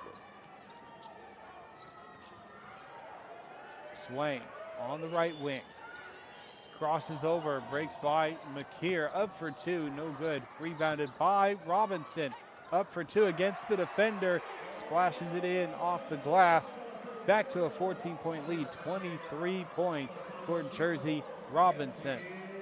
And that may pretty much do it. USA's grit and determination in the second half proved to be the main story, outscoring Canada 35-31 in the second half alone, led by as much as 20, and now they get the ball back side out, under 2 to go. We are about 140 likes short of the goal set by FIBA, looking to get to 1,000 likes, and it takes all of you, the viewers, your support by clicking that thumbs up button on your screen. Well, let's go to the inside. Palmer, patience, goes up for two, draws the foul and one opportunity. Palmer will go to line.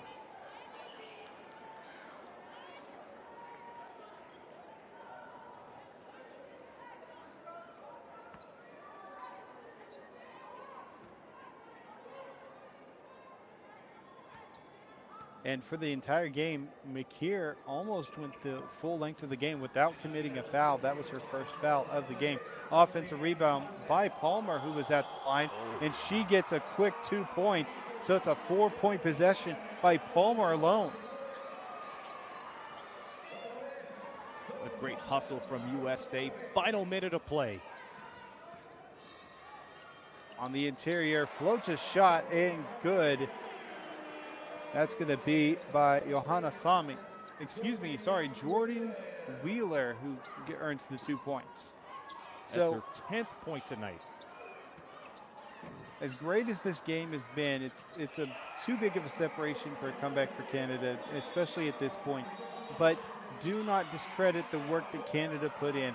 They got off to a great start. They just couldn't hold the lead and hold back the United States. Too many powerful players on their lineup. They have numerous players that put in great work. Jersey Robinson with 23 points. McKenna Wolitzko with 19 points. Also, don't count out Jordan Palmer, who has 9.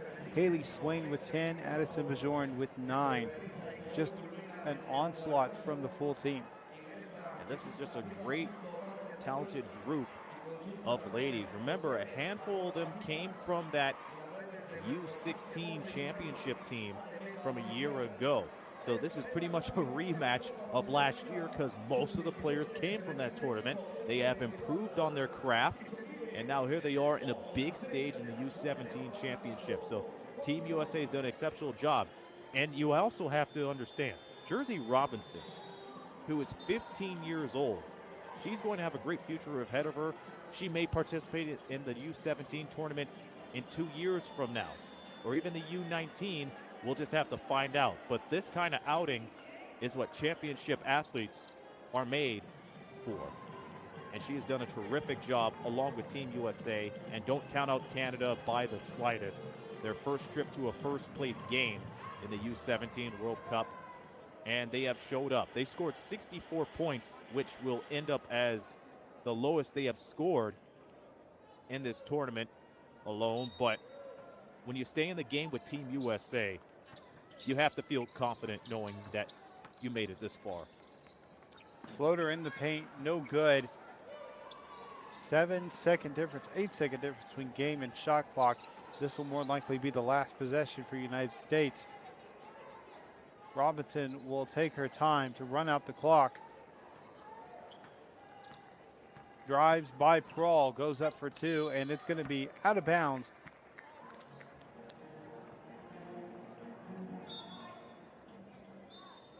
Prawl called for her third personal foul as Robinson will go to the line. 13.6 seconds. Shot clock is dead.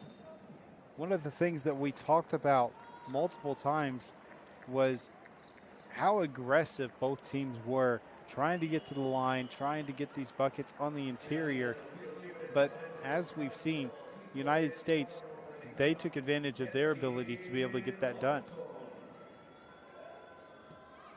That's right. Again, an outstanding effort. You look at you look at it at the end of the day, the one thing that interests me the most are the rebounds, where USA just out-rebounded Canada 57-41.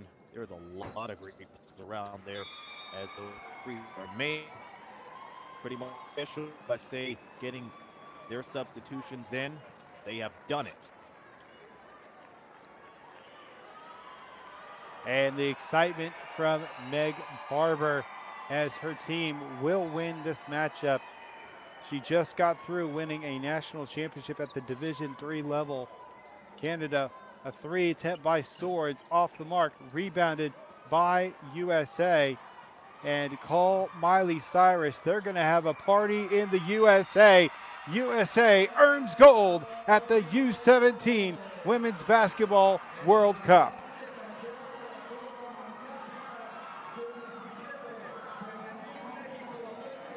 (64-84), a sizable win for Team USA. And Aaron, what an amazing group of ladies that we see compete today. On both sides, USA getting the win, Canada as well. And I would love to just kind of see how this would turn out in another matchup, but we don't get that opportunity. Still, United States earning gold. This is going to go down as one of the strongest teams for USA and Canada in U17 history. Canada, they're going to place silver. They're going to the podium nonetheless. The farthest they have gone in U17 play. And Team USA, they've been here before, but for Meg Barber and company, the first time at the top of the podium will always be a tremendous time, and Team USA did it in historic fashion. First in the public power rankings again, first in the world rankings again, and a flawless record to boot while averaging near to 102 points per game. Hats off to the US of A. Red, white, and blue sees gold again. They do, and right there, Jersey Robinson would not be surprised if in a moment we see her as our MVP. We'll have to wait and see the results that the FIBA will announce in just a few moments. First, they're going to go through the process of celebrating as a team, and then they'll get set for the post-game awards.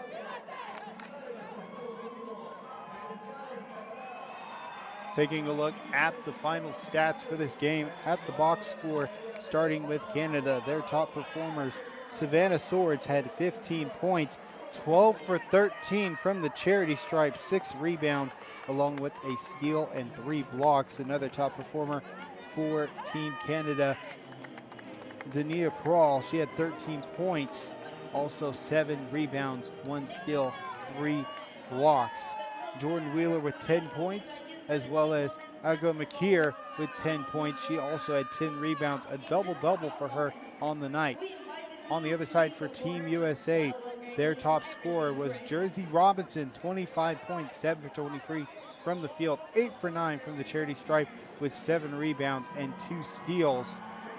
Another player to look at, McKenna Wolitzko, 9 for 14 from the field. She had 1 free throw, was just 1 rebound shy of getting a double-double with 9 rebounds as well as 1 block.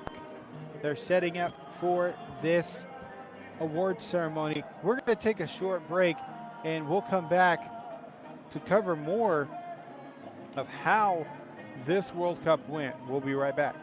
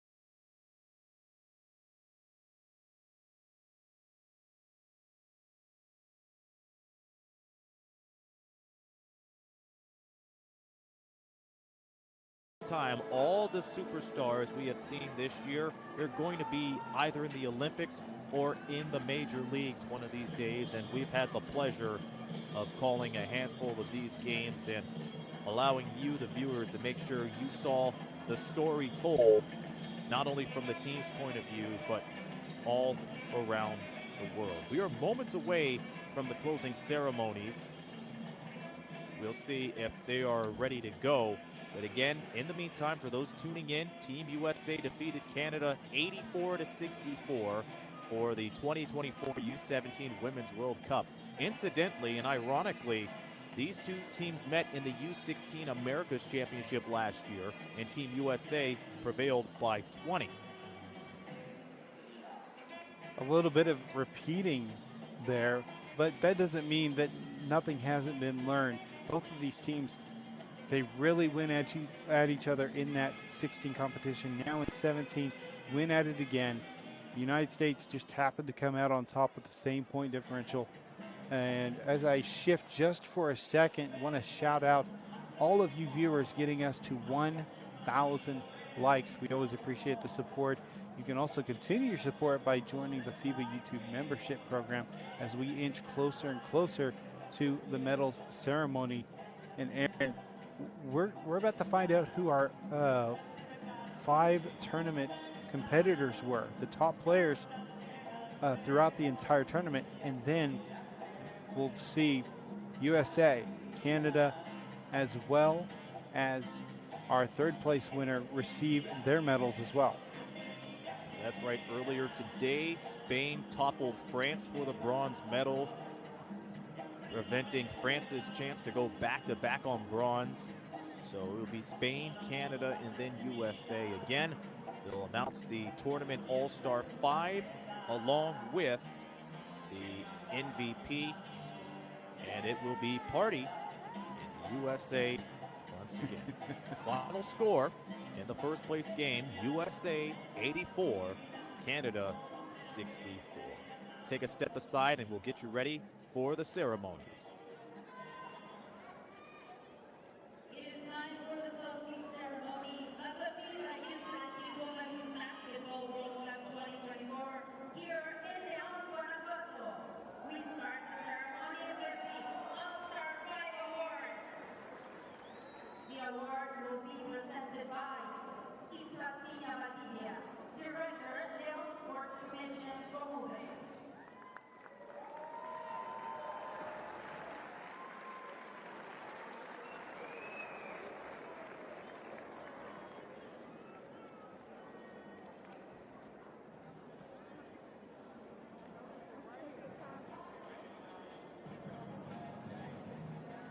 Here is our All-Star 5.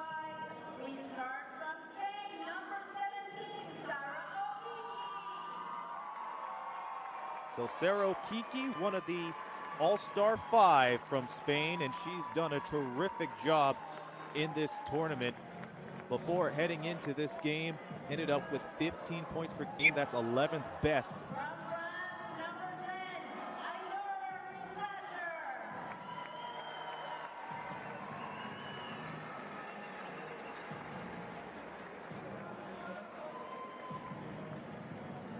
From the USA, number 13, Magina Molicho.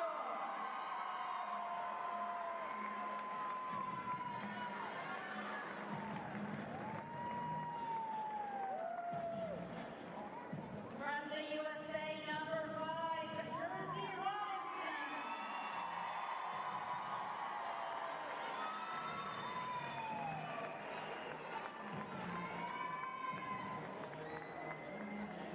And from Canada, number 1, Avana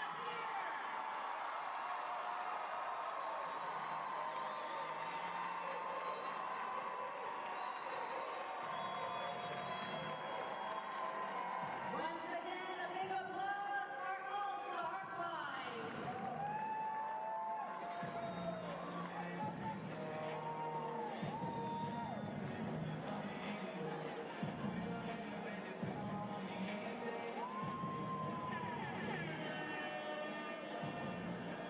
The Blues.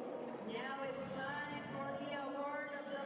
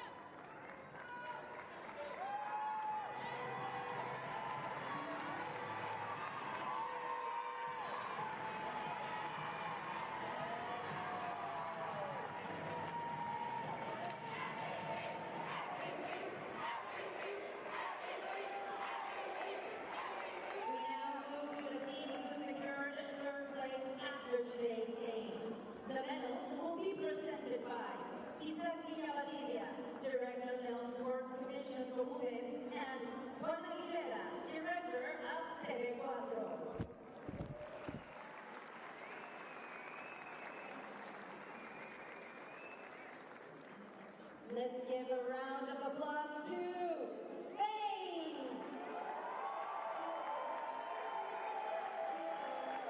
Starting with their captain, Mireia Jurado. Number 5, Aina Cargo. Number 6, Gina Garcia.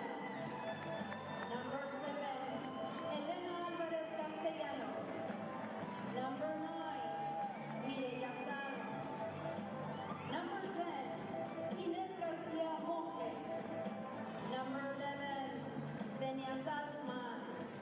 Number 12, Leire Julián. Number 14, Noelia Murino Freira. Number 15, Nicole Dominguez. Number 16, Adriana Diaz. Number 17, Sarah Kiki, and the coach, Javier Torralba. A big applause for Spain!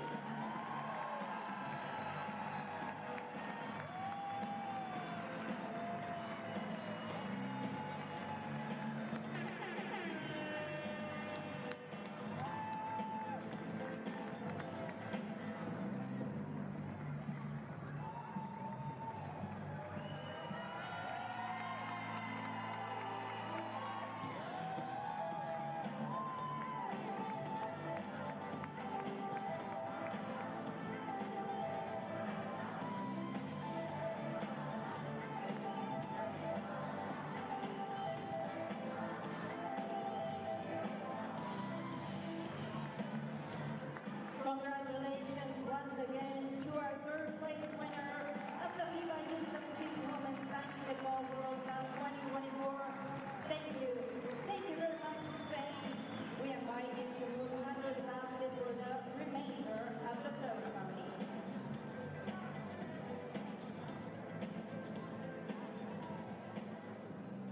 Let's now celebrate the runner-up in this event. The silver medals will be presented by Modesto Robledo, President of the Mexican Basketball Federation, Ernesto Garcia Caratachea, Secretary of Social Welfare, Leon Municipality.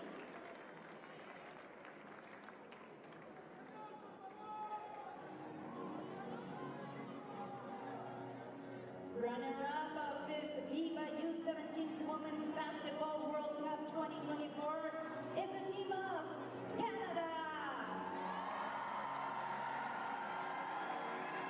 We start with the captain, Savannah Swartz. Let's welcome Jana Dennis. Number 1, Agon McKeer. Number 2, Johanna Hami. Number 3, Chance Berry. Number 7, Avery Arrange. Number 17, Brooke McLeod. Number 21, Rachel Ogogo. Number 22, Emilia Kristevsky. Number 23, Jordan Wheeler. Number 25, Danica Croft. Number 30, Sarah Parchment, and the team coach, Fabiana Blizzard. A big applause for Canada!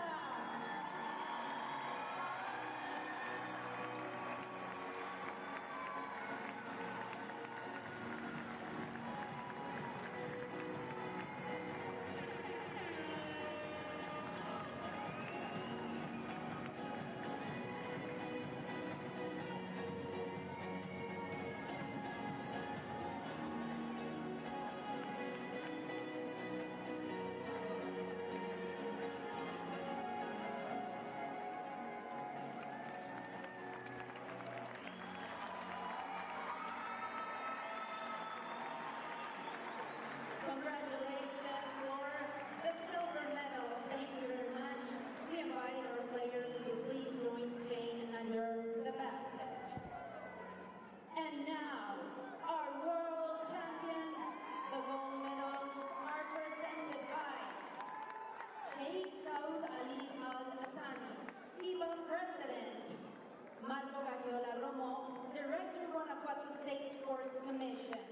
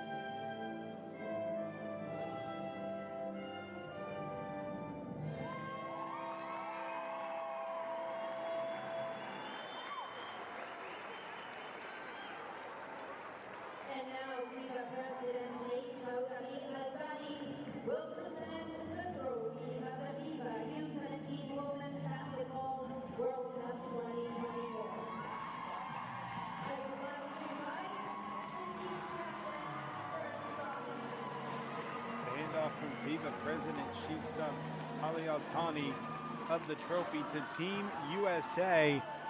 And that's going to put a wrap and a nice big bow on this World Cup. Team USA with the win. Canada second place. Spain earning third place. In France, give credit to them. They were just on the outside looking in, but a competitive bunch of groups nonetheless, Aaron. That's right. It started as a field of 16 teams, and then the tournament came around, and it saw all these teams being branched out, but there can only be one, and USA is on top. Again, quickly looking at the All-Star 5, JT. The All-Star 5, Sarah Okiki from Spain, Ayane Sache of France, Wilichko and Jersey Robinson, and Agat Makir rounding out the All-Star 5 for that squad. And Jersey Robinson, no question, the MVP of the U17 World Cup. What a World Cup it was. Yeah, definitely a great World Cup. We're going to be wrapping this up in just a moment. Some final thoughts. There has been no other competition like this one where you see just such great young talent really competing, fighting for a top spot, and an opportunity to really show what they can do. Aaron, any final thoughts before we get out of here? This is one of the best opportunities to see great talent worldwide, and I've said it before and I'll say it again.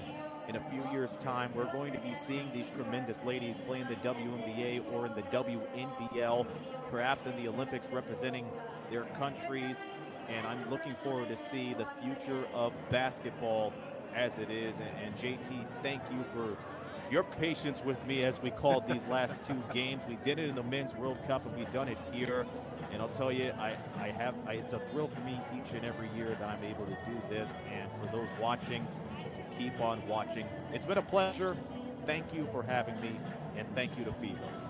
Yeah, and before we close out of here, and I believe I speak on your behalf as well, I want to say thank you to the FIBA broadcasting team for their hard work putting on a production, as well as the Spalk team who has helped us get connected and provide the play-by-play for this World Cup. Also, thank you to Nicholas Shepard, who has been behind the scenes really working hard on our end with the broadcasting. Thank you to them. And to all of you, thank you for your support on behalf of Aaron, myself, Justin Taylor, as well as FIBA. Thank you for your support of FIBA World Cup basketball. That's going to do it for this iteration of the U17 Women's Basketball World Cup. Good night.